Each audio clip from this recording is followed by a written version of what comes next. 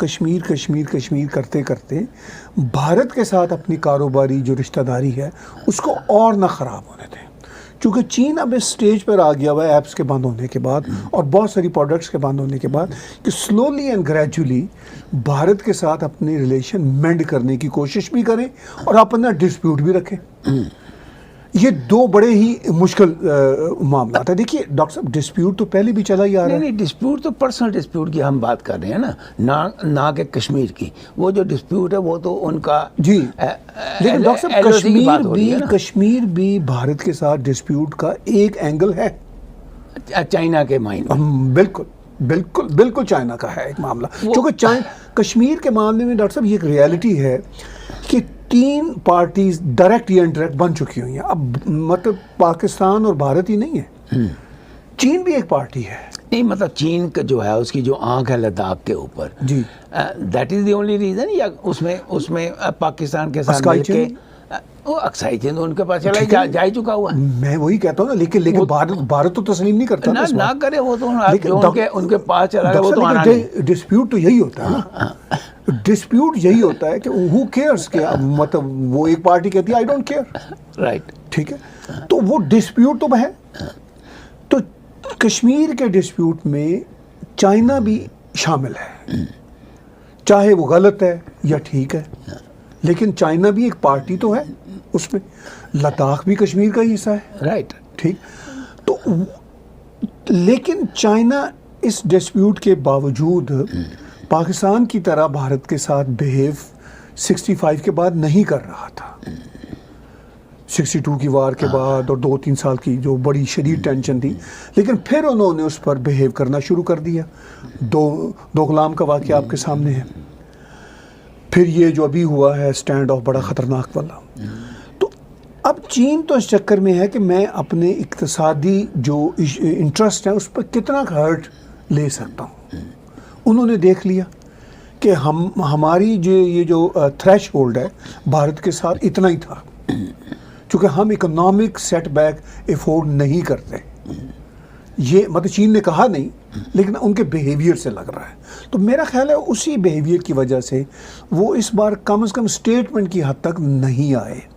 نہیں، پر دیکھیے طاہر صاحب، بات یہ ہے کہ انہوں نے اسٹیٹمنٹ چلو کشمیر کے ایشو پر نہیں دی، لیکن جس طریقے سے وہ ریلیشن شپ کی بات کرتے ہیں چائنا کے ساتھ، اس کا افیکٹ تو ڈیفینیٹلی انڈین سب کنٹیننٹ پہ پڑتا ہے، اور انڈین جو پولیٹیشنز ہیں، جو تھنکرز ہیں، یا جو ہمارے فارن منسٹر ہیں، ان کی تھنکنگ پر بھی یہ پڑتا ہے افیکٹ الٹیمیٹلی، کہ چائنا کے ساتھ ان کی اتنی جو کلوزنس ہے وہ 2 چیزیں کرے گی۔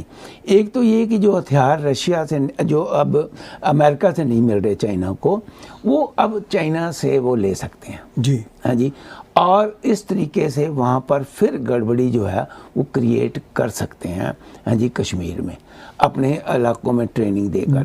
اب وہ جو یہ جو ایشو ہے نا جی، یہ بڑا سیریس ایشو ہے۔ ڈاکٹر صاحب دیکھیے، بات یہ ہے کہ پاکستان کو کب پابندی رہی ہے چین سے ہتھیار لینے کی؟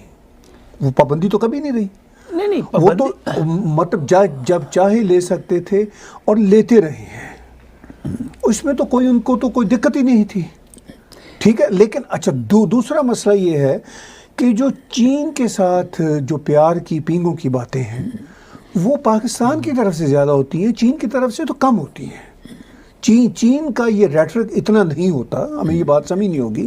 یہ تو پاکستان روز کہتا ہے نا، چونکہ پاکستان کو اور کیا کہنا ہے، دنیا میں اب رشتے ان کے بہت کم ہو گئے ہیں، تو وہ تو پاکستان کہتے ہیں کہ چین سے ہماری بڑی دوستی ہے۔ چین کبھی کبھی کہتا ہے، لیکن ان کی لینگویج وہ نہیں ہوتی جو پاکستان کی لینگویج ہوتی ہے۔ طاہر صاحب، اس میں ایک بات نکلتی ہے کہ کیا اب باجوہ اور قریشی رہ گئے ہیں پولیٹیشین جو کہ بیان دیا کریں گے یا جو ڈیل کیا کریں گے ورلڈ میں، ہاں جی، جو عمران خان کو جو انہوں نے پرائم منسٹر بنایا ہوا ہے، ہاں جی، وہ تو ایسے لگتا ہے کہ جیسے آپ بالکل چپ کر کے بیٹھے ہوئے ہیں۔ نہیں، عمران خان نے وہ بیان جو ہے وہ انڈیا کے اگینسٹ، تو وہ ڈاکٹر صاحب بات یہ ہے کہ قریشی بھی نہیں میٹر کرتے، قریشی بھی کہاں میٹر کرتے ہیں۔ نہیں، میں ہو سکتا ہے آرمی کا پکا پپٹ ہو گیا ہو۔ نہیں، پپٹ ہو گیا ہو کیا مطلب؟ وہ تو پپٹ ہے فار دا پاسٹ 40 ایئرس سے۔ وہ تو پیپلز پارٹی کی سرکار میں، مشرف کی سرکار میں، جس میں بھی ہوتا تھا تو وہ تو پپٹ ہی ہوتا تھا آرمی کا۔ تو وہ تو کوئی مطلب کوئی نئی بات تھوڑی ہے، وہ تو مطلب میں ایک سخت لفظ یوز کرنے والا تھا, پپٹ سے زیادہ پپی ہے.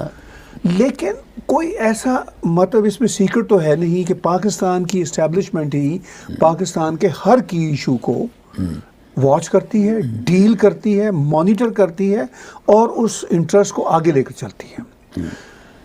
وہ تو خود بھی یہ اسٹیٹمنٹ دیتے ہیں, لیکن اسٹیٹمنٹس کے لیے انہوں نے پولیٹیکل بندے رکھے ہوتے ہیں. آپ کا کیا حال ہے, ایون پیپلز پارٹی کی حکومت یا مسلم لیگ کی حکومت جو تھی یا جو کئی حکومتیں ان کی عدلی بدلی, تو وہ اس طرح کی اسٹیٹمنٹس کشمیر یا چین کے ساتھ تعلقات یا کسی بھی ملک کے ساتھ تعلقات وہ آرمی سے پوچھے بغیر کرتے تھے. امپاسبل تھا. یہ مسٹر قریشی تو کئی حکومتوں میں رہے ہیں, پولیٹیکل پارٹی سے فرق نہیں پڑتا کوئی ان کو.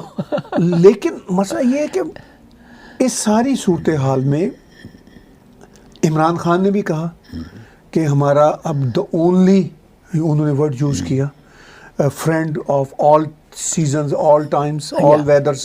ٹھیک, لیکن کیا یہ دنیا کو دکھانے کے لیے ہے؟ چونکہ یہ بات ریئلٹی ہے ڈاکٹر صاحب کہ عمران خان جب آئے تھے اس وقت باجوار اسٹیبلشمنٹ یہ چاہ رہے تھے کہ ہم چین کے چنگل سے باہر آئیں, لیکن چین کے چنگل سے باہر نہیں آ سکے اس لیے کہ باقی دنیا نے ساتھ نہیں دیا. باقی دنیا نے اس لیے ساتھ نہیں دیا کہ وہ ٹرسٹ نہیں کرتے.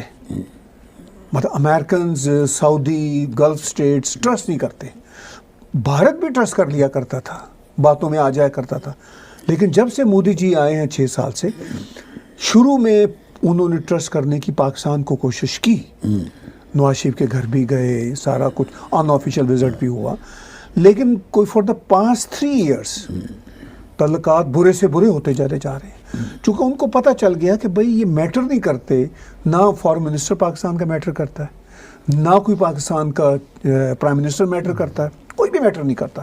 یہ امن کی آشا واشا تو ایسے ہی بیکار قسم کے کھیل ہیں, یہ تو ڈیفیوز کرنے کے لیے ہوتے ہیں ٹینشن کو, اور پیچھے سے چھرا گھونپنے کے لیے ہوتے ہیں. تو وہ سچویشن چینج ہو چکی. اس وجہ سے میں آج بھی آپ کو دعوے سے کہتا ہوں کہ پاکستان کو امریکہ قبول کر لے, چاہے امریکہ گلف سٹیٹس کے ذریعے قبول کر لے, پاکستان 10 دن لگائے گا چین کے چنگل سے باہر آنے میں. یہ میں آپ کو دعوے سے بتا رہا ہوں, اس لیے کہ چین کا جو جال ہے نا, یہ ہماری انفارمیشن بھی ہے اور ہمیں نظر بھی آ رہا ہے. پاکستان میں جو صورتحال ہے, اتنا ایک فیئر پایا جاتا ہے کہ بھئی ہوگا کیا ہمارا. چونکہ امریکنز جو ان کو مدد دیتے تھے, کچھ اپنی مانیاں کرواتے تھے, امریکن تو وہاں بیٹھتے نہیں تھے. زیادہ سے زیادہ CIA کا ایک اڈا افغانستان بن جاتا تھا, ایک اسلام آباد یا کہیں پہ بن جاتا تھا, وہ اپنے انٹرسٹ واچ کرتے تھے. لیکن چائنیز تو ہر معاملے میں انٹرفیئر کرتے ہیں. صرف انٹرفیئر نہیں کرتے, میں نے سنا ہے کہ چائنیز وہاں پر تھاؤزینڈز کی گنتی میں جو ہیں وہ پاکستان میں, اگر آپ کسی مطلب بڑے شہر میں چلو, کراچی میں, لاہور میں, وہاں پر آپ کو ہر 3rd 4th ایک چائنیز نظر آتا ہے. یہ مجھے میرے پاکستانی جو پیشنٹ ہے وہ بتاتے ہیں کہ وہاں پر اب چائنیز جو ہے وہ باقاعدہ ایسے ہی نظر آنے شروع ہو گئے جیسے یہاں آتے ہیں. اس کا مطلب یہ ہوا کہ وہ کسی نہ کسی طریقے سے اپنے لوگوں کو ان کنٹریز میں پہنچانے کی کوشش کرتے ہیں جہاں پر وہ اپنا پیسہ لگاتے ہیں, جہاں پر بعد میں انہوں نے وہ زمینیں ہڑپ کرنی ہوتی ہیں, ایریاز ہڑپ کرنے ہوتے ہیں. لیکن میرا تعلق پھر وہی ہے کہ چاہے امریکہ ان کو پیسے دے نہ دے, پہلے تو یہ ہے کہ اب تو خیر امریکہ کا کوئی فیصلہ ہونا ہی نہیں ٹل دی الیکشن, تو اب یہ چیز اگلے سال پہ جان پڑی. لیکن اس وقت جو ڈپینڈنسی ہے, کیونکہ سعودی عربیہ نے ہاتھ کھینچ لیا پیسے کا, امریکہ نے ٹوٹل ہاتھ کھینچ لیا, اور کوئی کنٹری ان کو دے نہیں رہا, اس لیے آپ نہیں سمجھتے کہ اکنامک ڈپینڈنسی جو ہے پاکستان کی وہ چائنا کے اوپر بہت زیادہ ہو چکی ہوئی ہے. بلا شبہ یہ بہت ہو چکی ہے ڈاکٹر صاحب. اکنامک ڈپینڈنسی اب تو چائنا پہ ہی ہے, لیکن چائنا پر جو پاکستان کی اکنامک ڈپینڈنسی ہے وہ بھی ریلائبل نہیں ہے. چونکہ وجہ یہ ہے کہ چائنا ابھی اپنے پرانے لونز کے انٹرسٹ بھی واپس لینا چاہ رہا ہے, صرف انٹرسٹ. تو جو پیسہ دے گا چائنا وہ اور لون چڑھے گا. ان کی لون کی پرسنٹیج بھی بہت ہائی ہے, اور اسی لون میں سے وہ کہیں گے کہ ہمیں اپنا انٹرسٹ تو کم سے کم دو نا واپس. تو ان کی ڈپینڈنسی اور بڑھے گی, یعنی یہ اور شکنجے میں پھنسیں گے, اور پھر ان کے پاس دوسرا آلٹرنیٹ کوئی نہیں ہے. اب جیسے سعودیوں نے ان کو پیسہ دیا ہوا تھا تو کوئی وہ بہت ہی لو انٹرسٹ ریٹ تھا, اور یہ بھی انفارمیشن بتاتے ہیں کہ انہوں نے پیسہ واپس مانگتے ہوئے اس انٹرسٹ کی بھی نہیں پرواہ کی. ٹھیک ہے, تو یہ کام چائنا نہیں کرتا. چائنا کہے گا کہ بے شک اپنا لون اپنے سر پہ ہی رکھو, انٹرسٹ تو دو نا, کیونکہ وہ جسے کہتے ہیں پنجابی میں اپنی انگلی گچی دوتے رکھے گا. ٹھیک ہے نا. تو جس طرح جیسے ہمارے مہاجن تھے نا پرانے زمانے میں, یعنی ولیجز میں جو مہاجن ہوتے تھے وہ یہی کرتے تھے کہ ہمیں آپ سود دیتے رہیے, وہ پیسہ وہیں کا وہیں رہے. اگر 100 روپیہ لیا ہے تو سود وہ 1000 لے لیتے تھے. جی جی بالکل ٹھیک. اور 100 پھر کھڑا. اور کل کو اگر وہ نہیں دے سکا تو وہ اپنا ان کا مکان زمین جو ہے وہ ہڑپ کر لیتے تھے. تو اسی طریقے سے اب کہیں چائنا کی یہ فلسفی جو ہے